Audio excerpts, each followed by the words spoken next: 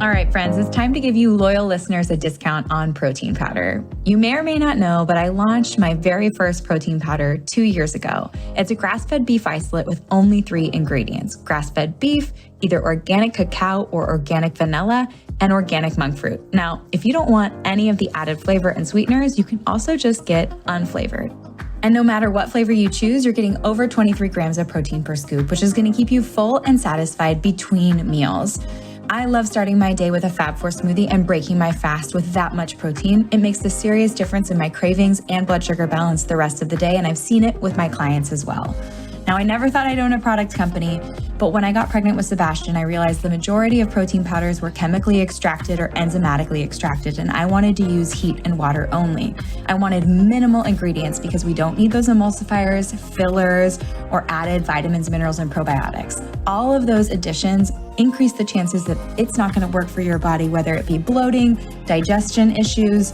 I just wanted pure, clean protein to keep you full and satisfied so you could build the most delicious Fab4 smoothie. And I have to say, I'm pretty proud of the flavor. If you take a look at our reviews on Amazon, you'll see 5-star reviews for flavor.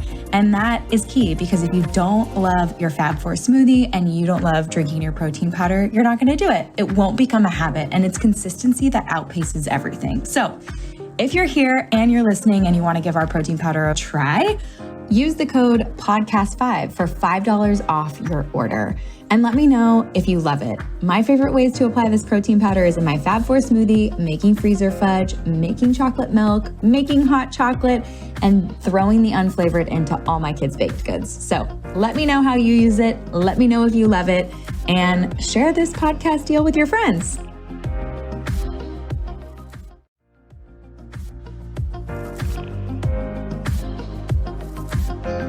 Oh, Lauryn, I am so excited to have you on the podcast. We were talking before it started, and I just feel like you're the most OG blogger out there. You've taken it seriously from the start. And for people that don't know about you or the Skinny Confidential, can you talk about the beginning of starting this business and what it looked like for you? Yeah, sure. Thank you for having me. I started the Skinny Confidential in 2010 when blogging was not really a thing. And I was attending San Diego State University and doing all the things that I, and put on quotes, should be doing, going to school, taking the full units, working. I was a bartender, teaching Pilates and Pure Barre, and just doing all the things. And I was like, wait, this is not fulfilling for me. And I noticed it at a very young age. And I started to write down things that I like to do. I always say, write down your top 20 things you like to do and only focus on the top 5. And that's what I did. And I realized by doing that exercise that I was completely an entrepreneur. And looking back, I don't think I would have gone to college. I know that's controversial, but I really think the most knowledge and education that I've gotten is actually getting out there and putting in the work and rinsing and repeating. And also, I think another great school for me, and I put that in quotes too, it was bartending, because I was able to learn energies and how to finesse certain energies and how to multitask and how to be efficient and all these things that I think are really valuable as a businesswoman. So started it in 2010. It's 13 years later now. The name, The Skinny Confidential, is not about being skinny. It's about getting the juice, getting the scoop, getting the skinny. And I just created this online resource that wasn't about necessarily what I was doing. It was more about what other people were doing. And then I would share my own experience peppered in there with also doctors, experts, celebrities, influencers. So sort of like an online, I call it an online cheeky beauty wellness resource. Yeah, it sort of feels like you were writing a podcast, getting out there and interviewing people and getting to know their practices and then making it your own and seeing what works or what doesn't. You've always been really candid, which I really appreciate. Looking back, were the days like so exciting, or were there like hard times that you had to overcome? As far as the candid, I've been an overshare since I was born. So that was very, very natural for me to be very, very honest and upfront. And I felt like the blogging world was really lacking that. I mean, people were sharing their outfits and what nail polish color they were wearing. They weren't showing us, what kind of cinnamon they were using in their coffee, or, what slippers that they like to wear around the house. It was like very, very broad. And so I wanted to bring the micro component back to that. And as far as through all that candidness, there has been hardship through the candidness because I am so honest that it's not for everyone. So that's one thing. Another thing that was really hard, and I'm sure you can relate to this, is I went from being a solopreneur, working for myself, doing things how I wanted to do it, when I wanted to do it, to being an entrepreneur, which is being a leader.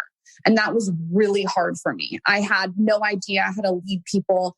I had no idea how to delegate. I had no idea to use the tools of a team that I now do. So I had to learn a lot about that.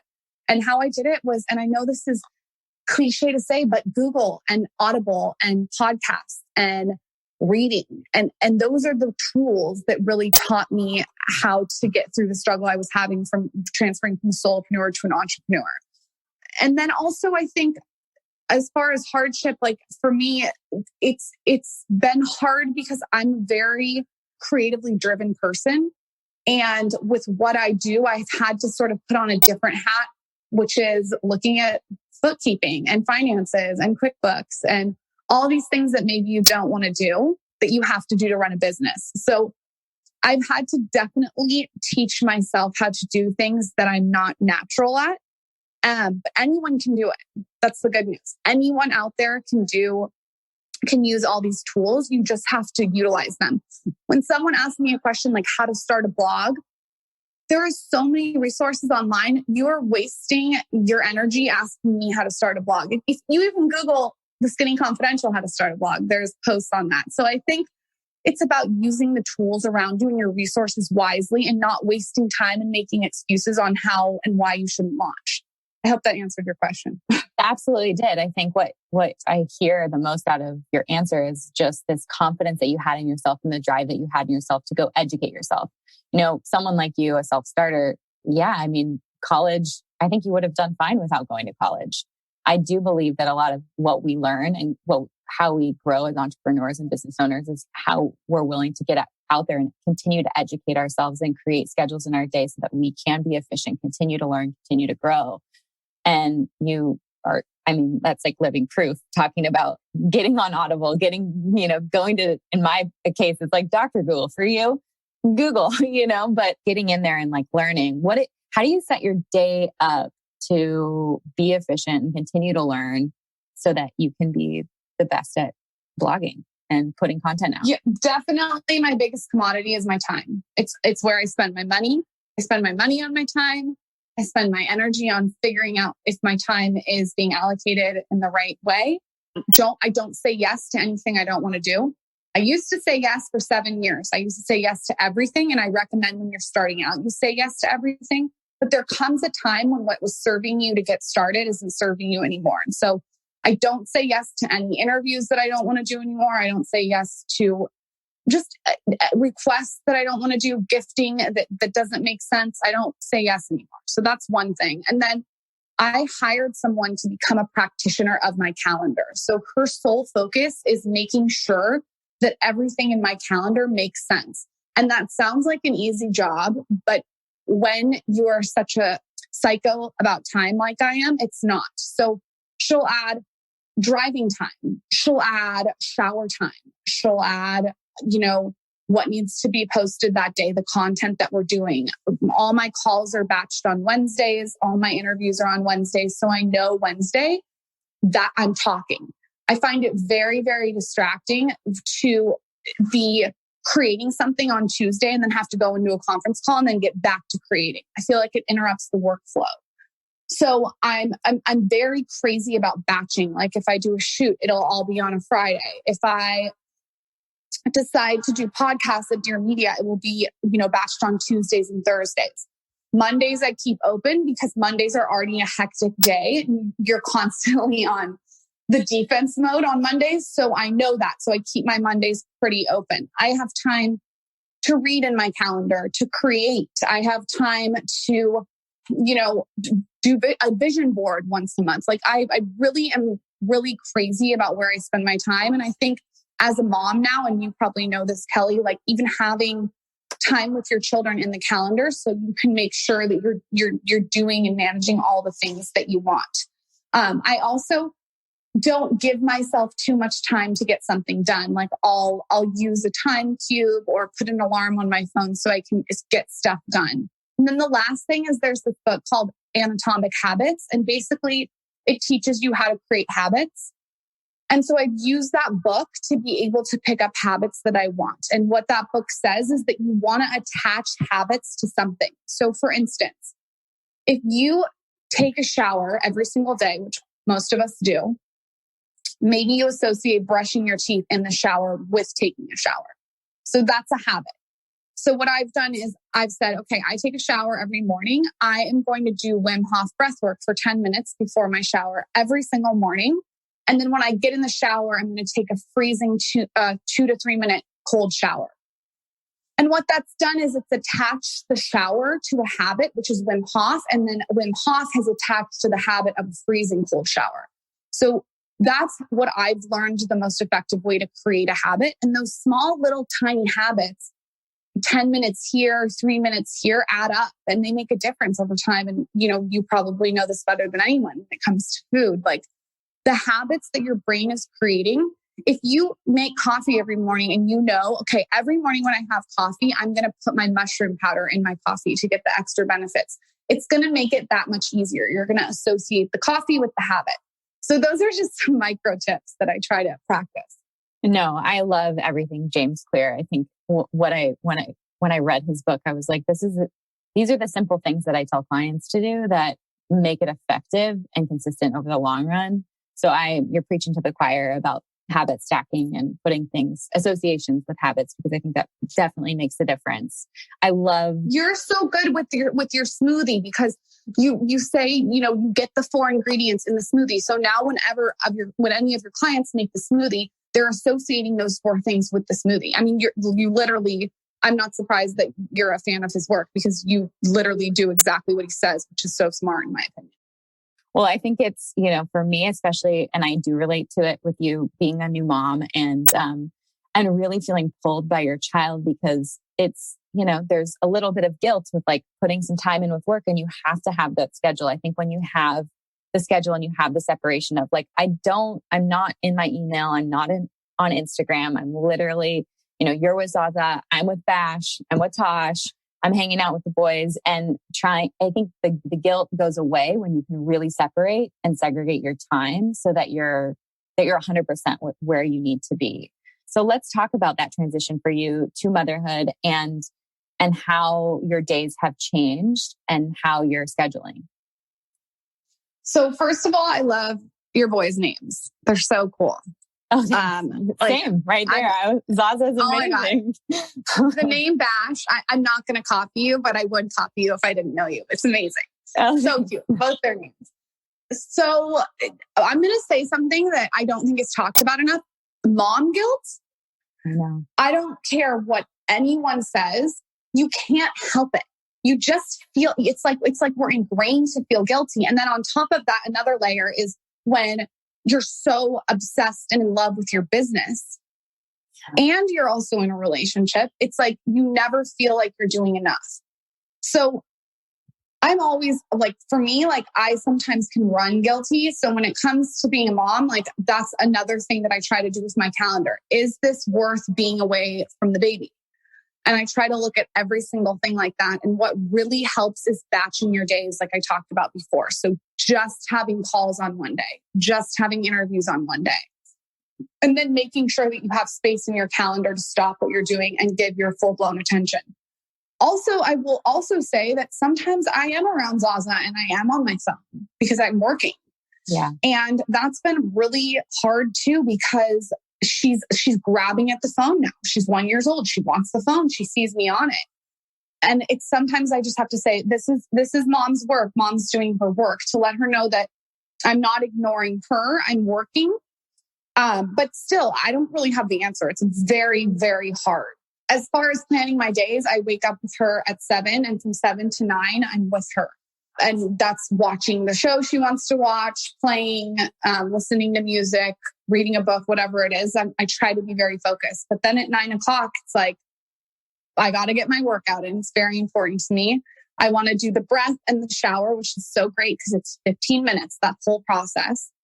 And I have to like have my own time too, to myself. And so it's a lot of balancing. If you are an entrepreneur, I would highly recommend having someone who is highly focused on your calendar.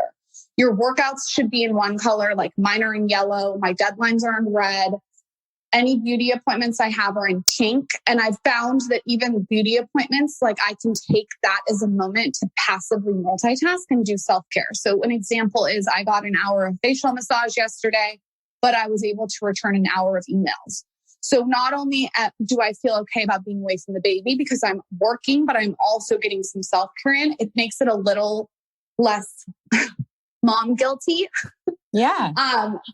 But the passive multitasking thing, even getting on the treadmill for an hour and returning text messages. I mean, I batch text messages. I do not respond to a text message when someone texts me. And I think that this is a larger conversation and so important for people to think about. When someone writes to you, it shouldn't be a response right away.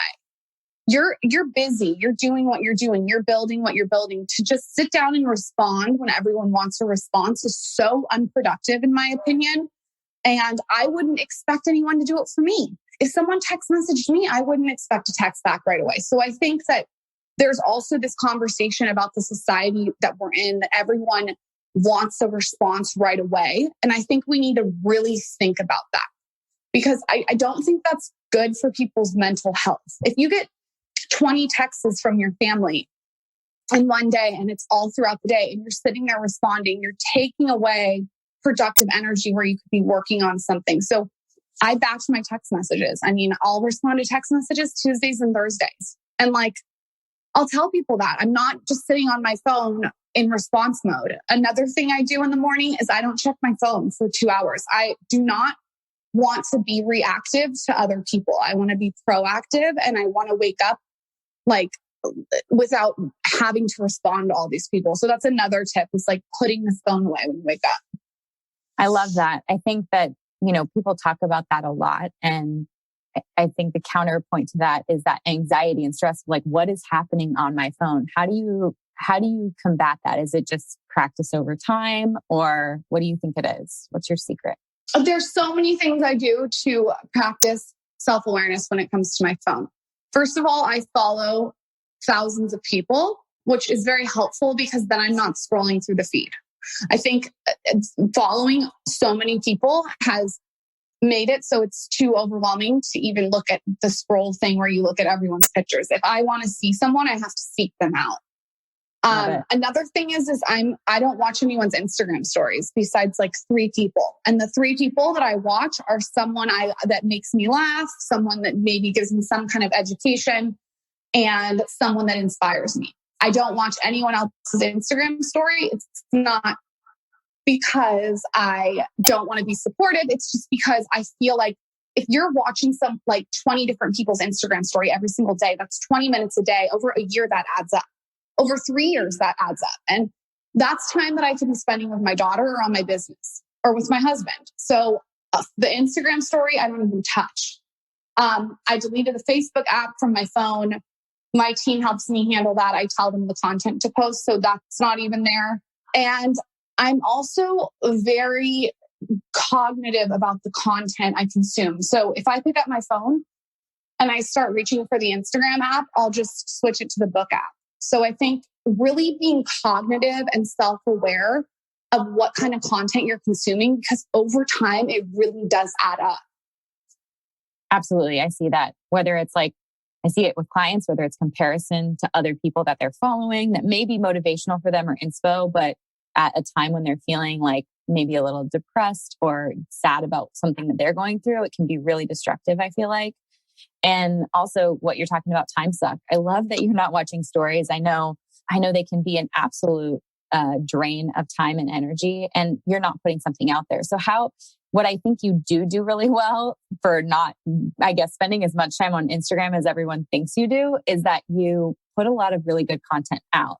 How are you staying so consistent with putting out content on Instagram and on your blog? Yeah, I think for one, I would say as a creator, just playing off what you said in the beginning, what is that you have to go into these social media platforms if you are a creator as your business. You can't go in as a user, if that makes sense. So when I'm on Instagram, it's to build the business. And as far as the content I create, every single thing that I post, I try to have some kind of value for the audience because I am so psycho about time. The last thing on earth I want to do is waste someone's time, which is essentially the whole reason we launched the podcast 5 years ago. It was to save people time. I felt that there was no platform in the entire universe besides the podcast where it was respecting the audience's time. I feel good that my audience listener can listen to Be Well by Kelly on my podcast, learn so many things about how to make her morning smoothie, and then also be folding the laundry, cleaning the kitchen, getting her nails done, getting a blowout, something that's productive. So it goes back to that passive multitasking. I think as far as when it comes to creating consistent content, it needs to educate, entertain, inspire, or engage. And I said the word entertain. So I guess it could very much entertain you, but not really provide too much value, but making you laugh, making you cry, whatever it is, it has to do something. I am now in this like zone where I know, what I need to do to post on a micro level. So like whether it's waking up and saying, okay, I have to post an Instagram today. I have to post an Instagram on the podcast. I have to do this many stories. How am I going to tell the story of my day? That's another question I ask myself. How is this story productive for the audience? And then making sure that I have my blog posts ready to go and that everything loops in. So like, for instance, if we have a podcast with you that's going live on Tuesday, then I'll say, okay, let's put her smoothie recipe up on Wednesday on the blog. And then I'll do some Instagram stories about it. So it's like growth hacking and moving the audience in a way that's productive for them to find value. Value is the most important thing. I think creators, like you can have this astronaut syndrome situation where you get all these followers overnight and you become popular. But I've watched that happen and it's a downward slope. So the trick to me is like growing slowly, exponentially over time and laying bricks instead of building a straw house, if that makes sense. Well, that makes perfect sense. And also your audience knows you better. You're able to really connect, like you said, provide value. Well, you talk about so many different things on your podcast and on the blog. I guess I'm curious, what are the things that are sparking your interest the most right now? Like products? Or just topics. Like, I feel like you, being that your blog is so diverse, you get to rabbit hole. You get to get excited about something and like try it out for weeks or months at a time, or like Wim Hof, like you know, bringing him on your podcast, incorporating it into your life. It's now like something that hasn't gone away. Are there other things like that keep your interest or recently have sparked your interest? Definitely Wim Hof breathwork. That's been life-changing. 10 minutes, breath a day. It sounds so stupid. It'll clear your energy completely and give you clarity. And mixed with the cold shower, it's like a shot of crack. So that's definitely like the shot of crack in the morning is very helpful. That's one thing. I am obsessed. This is random with Bodum cappuccino glasses. They're these beautiful, clear, lucite, thick glasses. And they're just so perfect for coffee. I'm drinking out of one right now. I'm so very into that. I'm also really, really an advocate for inulin. It's like a chicory root. And I like to put that in my coffee or when I'm baking. It's prebiotics. And I just feel like, so I feel my digestion works better when I'm taking it. So definitely inulin. And then of course, all the beauty niches like facial manipulation and acupuncture to help fight fine lines on the face and the lymphatic system. That's always very fascinating. But then also tackling the topics that people are not talking about. And this has always been my brand. And so it feels very natural to me. We just had on someone who's a survivor of sex trafficking. She's, 22 years old, a beautiful girl, and she's becoming a lawyer to help other victims. And she came on and shared her story of how she'd been sex trafficked since she was 4 years old by her mother. And so people don't want to she was telling us, her on their podcast because they're scared, because this is a topic that is obviously one of the most serious topics in the world. So people are scared of, higher up people and what's going to happen if they have someone like her. So to have her on the platform is really like, it's just inspiring. It's aspirational. And also to see what she's done with her life and how hasn't played the victim. She's allowed it to fuel her was just incredible. So tackling a topic like that. The other day we had on India Oxenberg, who was in a sex cult and the Nexium cult. And she opened up about that. We had on this man named Nick with no arms and no legs. And he tells his story about how the doctor wanted to abort him. And these conversations that aren't being had for us to get on a mic and really dive deep, but also peppering in the fluff, like the beauty and the health and the wellness is really what gets me excited, because it really is like a bag of Chex Mix with our podcast. You kind of never know what you're going to get. It's so true. I truly enjoy your podcast. And I feel like, well, just like your blog, you really keep it real and you're super candid. And you ask the question that everyone in their car with their headphones in, they're like, wait, ask it. And you do it every time. So I hope so. you get to the bottom of it very quickly.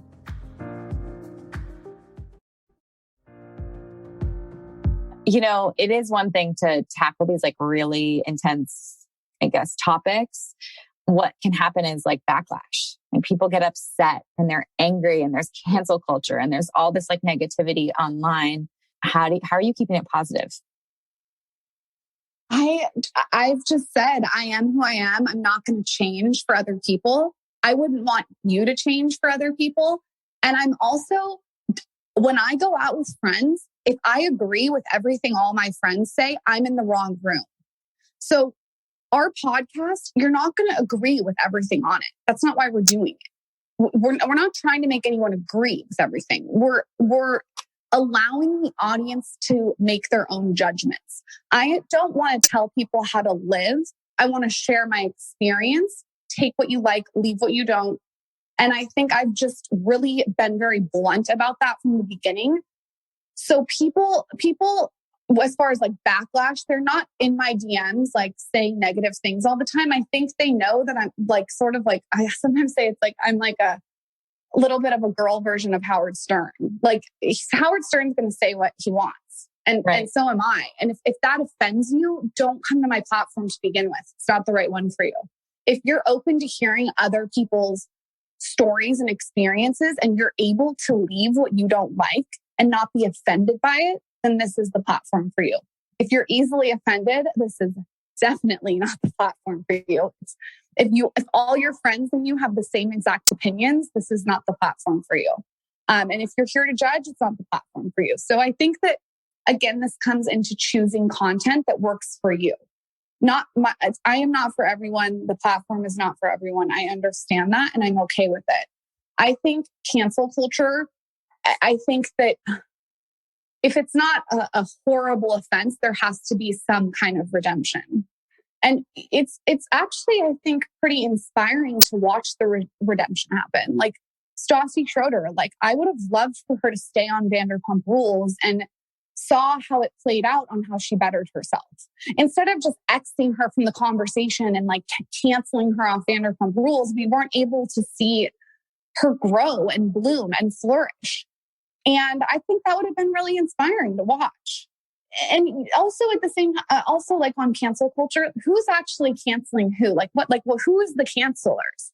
I think if you put your blinders on and you're focused on what you're doing, and this is a very stoic approach, you can't control what other people are going to say. You can just control how you react. Right. What are you doing to kind of control how you react to any negativity that comes your way? How do you focus on being positive? If someone comes on any of my pages and spews negativity or hate that's not constructive criticism, they're immediately blocked. I don't want you on my page. I don't want to engage with you. I don't want to hang out with you. I don't want you near me. I don't want you in my ether. I wouldn't come to someone's house and start spewing hate, so I expect the same respect. I would never leave a negative comment online to someone I don't find that that's productive use of time. So when someone's coming to my page and they're being an asshole and hateful, they're blocked. If someone has something that's constructive criticism that I could work on, for instance, someone may say like, you say like too much. Okay, that's something I can work on. That's good feedback. Totally open to that. But when it's hate for no reason, I don't even allow it anywhere near me. I love it. Protecting yourself in a positive way, but open to growth, which I think is what everyone should be like, to be honest. Well, let's talk about big changes in your life. Because obviously Zaza's a year. Congratulations, by the way. You made it through. And you and Michael just decided to move to Texas. So we did. Austin residents. And I hear you in your empty home echoing away. I know. I apologize. It's a little bit echoey. We have so much to do here. Why move? What's going on? Why are we making our way to the middle of the country? So I noticed when I was pregnant, and tell me if you felt like this too. I don't know if this is an experience all pregnant people have, but I noticed LA was, how do I say, like it wasn't a peaceful sanctuary that I envisioned when I was pregnant. I would walk out on the street and there's cars speeding by and ambulances, at least where I live. And I'm talking about where I live. I'm not talking about all of LA. I don't know all of LA. I moved from San Diego. In the area that I live, it was like it's very intense there. And so I started kind of just craving more nature, more space, and really a sanctuary. I mean, that's the word that kept coming to me. And I felt that intuition. And so I had the baby thinking it would go away, and it made it even worse. And then COVID happened. I had the baby in January. COVID happened in March. And I just looked at Michael and felt this, like it was time for us to move. And again, since moving, I've talked to so many people that live in all different kinds of LA where they didn't have this experience. So it was in the nook that I was in. But I also grew up in San Diego. So San Diego and LA have a lot of contrast. So I think I was craving kind of a San Diego space, but not going back to San Diego, if that makes sense. So we moved to Austin, and we're surrounded by nature, and it's very much a sanctuary, exactly what I envisioned. And like my daughter can put her feet in the grass, and like I can go outside and walk her in the little neighborhood. So I think it's just best for the chapter that we're in to be here. I'm not saying we'll never move back to LA and we have to go to LA all the time for work. But right now with COVID and everything going on, this is the right decision. It's amazing. I think when you have a child, you don't realize how loud your neighborhood is until you have a sleeping baby in a stroller. Right? But you're also in a way different area than I am. So like your area, I feel like is way more chill. Well, and I moved back down to Orange County. So when COVID happened for us, we rented a beach house. Well, our LA apartment had mold, and obviously we were stuck quarantined inside of it. And I was pregnant, and I was like, we got to get the heck out of here. Oh my God.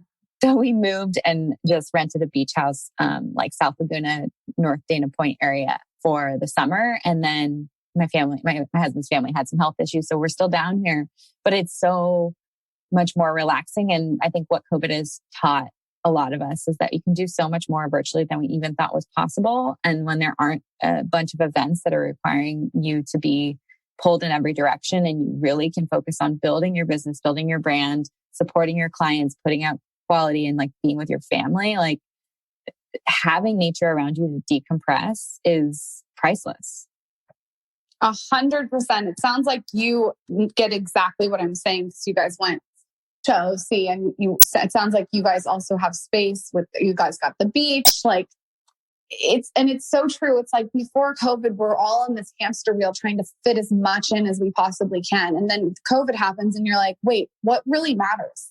And it really caused us to like look at our life and look at our schedules and look at what really matters and what's important. And I know I reevaluated my priorities completely. And now, like I said, my schedule, if I don't want to do it, I don't do it. I love that. I think there's definitely being a new mom. One is like a full layer of learning to say no in a different way. And then COVID on top of it.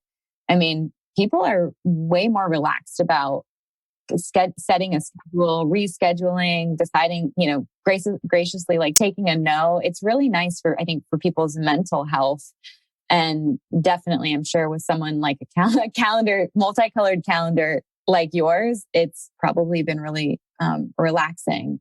How do you protect your mental health, and is there anything that you do every day or weekly to make sure that you're feeling your best? Yeah, I think especially speaking to COVID, I've talked to so many people that are complaining about it. And I would challenge you, if you're complaining about COVID, to do what you just said, Kelly, which is like shift your perspective, shift your mindset. This isn't changing anytime soon. Figure out how you can be productive in quarantine. Is that taking 2 hours in the morning to write a book that you've always wanted to write? Is that launching a podcast over Zoom? Is that shifting your mindset and your perspective to making this actually work for you and not against you? And that is the unlock. It's like, how can you take what's happening, because you can't change a pandemic, and make it work for you? And I'm always looking at everything like that. And what has helped me so much, and I talk about this in so many interviews, and the reason I talk about it is because it has helped me, is the philosophy of Stoicism. It's like just shifting your mindset of not focusing on what you can't control, but focusing on what you can control. And you can't control the world, and you can't control other people, and you can't control what people say on social media, but you can control your response to it. And I feel like you are such a good example with the books that you've written, because those books are gnarly. I mean, of someone who you put the discipline in, you did the work, you did the research, and now we have this opportunity in time where we are at home and we have the tools to be able to do the things that we wanted to do. So that's kind of where I am with my mindset. And then of course I do little tools in my toolbox every day to help prevent anxiety and depression, like the cold showers, the breath, meditation, working out, getting outside, putting your feet on the grass, taking a walk, fresh air, even stuff that sounds so stupid, but like lemon and ginger and mint in your water in the morning, taking 5 minutes to have your coffee, sitting out in the sun, reading, like those little things really make a big difference over time. Definitely. What are you reading right now? I'm reading 3 books. The first book I'm reading is very, very, it's kind of like just juicy. It's called Dirty Sexy Money, and it's Kris Jenner's unauthorized biography. And it's so amazing because you can just sit back and read about how her brain concocted this brand. So that's very interesting to me, how she's branded this massive empire, and it really examines it. And then I'm also reading, and this is another light read, the girl from Southern Charm, Cameron Eubanks. It's called One Day You'll Thank Me. Very light reading. And then something that's a little heavier, I'm reading The Body Keeps Score, and it's all about trauma and how your body doesn't forget trauma. And so that's really interesting. And then I would also suggest that everyone checks out The Daily Stoic. That's a book that I read daily. I'm a huge fan of Ryan Holiday, and that book has helped so much in quarantine. Oh, Ryan Holiday is absolutely the best. And The Body Keeps the Score was like my first read after Bash's birth. It's like, all right, you're a big reader. You're a big reader, huh? I feel like learning is so much fun. Like I obviously love the science of nutrition and all of that. But I think as I grow my family, mental health, priorities around parenting, staying positive, like not trying to be a perfectionist, really like going with the flow and incorporating things that make me feel good and trying to, I don't know, I find it fun to build a business. So yeah, I mean, I'm always looking for recommendations like that. And I'm always looking to learn from my friends like you. That's one of the reasons why I wanted to have you on the podcast. And I think where I'd like to take it next, if you don't mind, is kind of get into the business side of building this brand, because someone can build a blog and like never monetize it. And I think there's an important period of time where you aren't monetizing and you're really growing and you're learning and you're absorbing and you're finding out who you are and you're putting your brand out there. But then at a certain point, you got to flip the switch and you have to make it a legitimate business. And there are so many different ways to grow. And I'd love to dive into like how you grew your brand financially a little bit too, because I think like I said, I mean, someone can go to school to become a lawyer and make $300,000 a year and work 14-hour days, 16-hour days, work weekends, be away from their family, be stressed, have a heart attack. I think about Chris's like law firm and the people he used to work for that had like heart attacks and lap bands and like all these things to try and fix whatever it was. And like, look at your brand and you're multiplying that income, over and over and over again, and you're doing something that you love. But at a certain point, you had to really look at, like you said, the QuickBooks and financial growth. And I'm fascinated by it. So I'd love to like kind of hear that side. Yeah, I think as a creator, whatever creator you are, there's so many different ways to monetize. And my whole thing is never to just focus on one way. I think there's all different kinds of ways and streets to monetize, and you have to be very strategic and thoughtful about the streets that you choose. And I'll give you an example of what I'm saying. If you know an influencer that you absolutely love, she's recommending all these amazing products, and then all of a sudden every single Instagram post and every single story is an ad. That's not a long-term strategy. So I've always said, like with my business, if it was a cupcake, the collaborations and partnerships are the sprinkles on top. It's definitely not the cupcake. The cupcake for me will definitely be when I launch my own product. I've been working on it for the last 3 years. It'll be out in March. Oh my God. So that you know how narcissistic I do. Oh my God. So definitely my own product is very important to me. And then of course there's all of the different ways to monetize, like affiliate marketing, where it's essentially like you're working at like a Nordstrom's with commission, but overnight, because you're able to put the links on your blog and on stories. And I think that that's really important to be transparent about when you're buying something from a blogger. They're typically usually making a small commission. And then you can write books like we both have done. You can write ebooks. I launched a blog design company where my company designs blogs for other creators. We also have our podcast. I have a course with Honors that teaches people all my tips and tricks and secrets for them to do their own thing and launch their own brand. And then of course the podcast with sponsors and ads. There's many different ways that you can monetize, but I try not to double down on any of them. I try to be very thoughtful and spread out with how much I utilize each street, if that makes sense. Because the ultimate goal for me is definitely product and live podcast tours when COVID is over. Fingers crossed.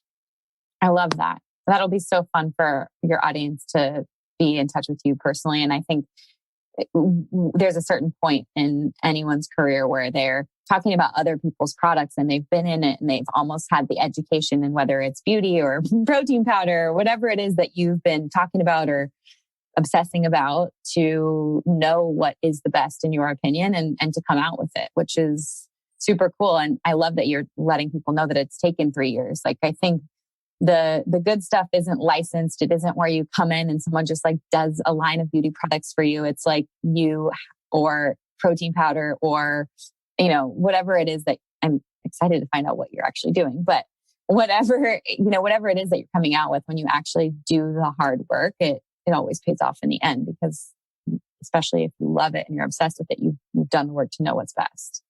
Totally. And I think that you can either go two routes when it comes to creating your own product, which is the route you've gone. I know, because I just know you, everything is hands-on. You're not going to let shady ingredients or additives slip through. I can tell you're on it with the packaging. Your book cover looks the way you want it to look. You can be very hands-on and not micromanage, but be on top of every single detail. Or you can just sort of be like, I don't really care. I just want to make money. I want to white label something. And again, a lot of people have made money that way, but I don't think it's a lasting strategy. If you look at someone like a Martha Stewart, a Suzanne Summers, Jane Fonda, all these women that I look up to that have built massive empire brands, they all have been very hands-on with how the brand strategy goes. And it's obvious. There's a reason that they're, iconic and they're still around. Someone like an Oprah, like look what she's done. Kris Jenner. These are all people that have been very thoughtful and purposeful about what their moves are on the chessboard. They haven't just tried to, make the quick buck. they've really planned out what makes most sense and content marketed before they launch anything. So I definitely think it is an art. Definitely. Well, it just makes me more and more excited to find out what's coming from you in a month. Well, I might actually, and I don't know how I didn't think of this earlier, send you my deck. I feel like you need to look at it. I would love to. Send it over. Okay. It's for me. Yeah, I'll email you. All right. Well, to be cognizant of your time, because I'm sure you have this color blocked, I'd like to end today's podcast just to dive into something that I'm truly passionate about, which is body love. I think especially growing up in Southern California and spending a lot of time in Los Angeles and having a massive following, cultivating body love is super important. And I'm just curious how you cultivate it. What does body love mean to you? And maybe how has it evolved since having Zaza? I had the worst time with how much weight I gained during pregnancy and afterwards. It was very difficult. And I just want to be so transparent about that. I gained 55 pounds. I still have 10 pounds to lose. It's been a year and it's not a joke. I mean, it's hard. And I think that how I practice body love with everything that my body has gone through with pregnancy and post-pregnancy is being self-aware, to be a little bit kinder on myself, to not criticize myself in my head, to flush out those thoughts, shift my mindset and use the tools that I use every single day that are little tools that help me be more at peace. And I definitely think one of those tools is like making your home right now, especially because we're in it so much, a sanctuary, like filling your home with really healthy foods and having the right things to grab around you when you're running out the door and making sure you take time for the water and the coffee and just making sure that your media consumption isn't actually poisoning your head. All those little tools, I think, make body love easier. And I know that might sound cheesy, but that's really honestly how I've handled this weight gain, weight loss situation. And then you have to do it again if you want to have another baby, which is so fucked up. We do go through a lot as moms and as women, I would say, especially if you're layering on top of that being either the breadwinner or, the driving force of your family, all of it. It's heavy and those transitions are no joke, especially when you love your child so much, but you also are like, you might have wrecked my body for a minute. But to know that everything comes back and you when you put in the work and you have those little rituals that you do every day, whether that's working out, your Wim Hof breathing, your coffee, the way you like it, your snacks, whatever it is, the food that you're eating. I think that consistency over time, you're, like you said, you're 10 away and it's been a year and it's been no joke, but what a lesson it's been for you to get consistent around that throughout this entire year to get back to where you want to be and to think about maybe having a second. So I think patience and Be Well by Kelly smoothies. My healthy fats that you told me to eat. Yeah. Well, speaking of which, let's leave the audience with what are your favorite 5 things that you consume, like coffee, smoothie, tea, water. What are your must-haves, non-negotiables in a day? I love Peak Tea Matcha. It's amazing. It's so pure. I like how it's not in a tea bag because the tea bag has all these chemicals in it. So to just be able to pour it over ice or on top of almond milk, love that. The almond milk that I'm obsessed with is Elmhurst. It's just almonds and water. I always am looking at ingredients in almond milk.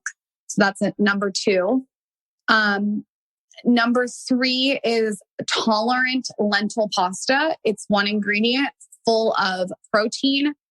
I love that with like a Rao's arrabbiata sauce on top.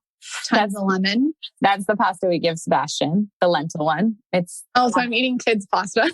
No, I mean, it's like, but it's what I recommend when anyone's like, what pasta do I get my family? Well, I definitely recommend Tolerant lentil because it's everything out there when you're like, it's garbanzo bean and you turn it around and it's like pea, corn, and garbanzo bean. And I'm like, ah! It's like that emoji with like the head just like on fire. I'm glad that it's Kelly approved. I love it.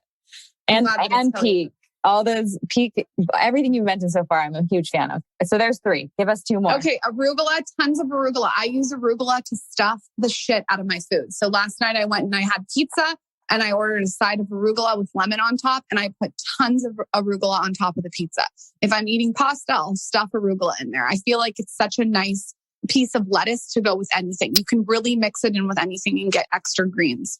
And then my last one is bone broth. I'm obsessed with Sun Life's bone broth. It's a little bit of Himalayan salt, turmeric, lemon, and then he adds chili flakes, so it's spicy and it's like pasture raised, grass fed, all the things, and it's so good. And Belcampo has a mean bone broth and burger too. Yes, Anya's stuff is so good. Super amazing. And did you know arugula is a cruciferous vegetable? So you're getting all those like anti-inflammatory, anti-cancer benefits without having to digest kale or like Brussels sprouts. I mean, this is why, there you go. That's why I love your content. Good to know. Didn't know that. You're a superhuman, Lauryn, and you are the most efficient mama I know. I adore you and you're for me. So I will be continuing to follow along. Thank you so much for having me. Well, where can everyone find you? At The Skinny Confidential and The Skinny Confidential blog and The Skinny Confidential Him and Her podcast on iTunes. Love it. We'll link to everything on the show in the show notes and Lauryn's favorite 5 things as well. Thanks, Lauryn. Thank you for listening to Be Well by Kelly. Please subscribe to the show on Apple Podcasts, Spotify, or wherever you listen to podcasts. Learn more at bewellbykelly.com and follow me on Instagram at bewellbykelly. I would love if you picked up my books, Body Love and Body Love Every Day. They're sold on Amazon and at all major booksellers.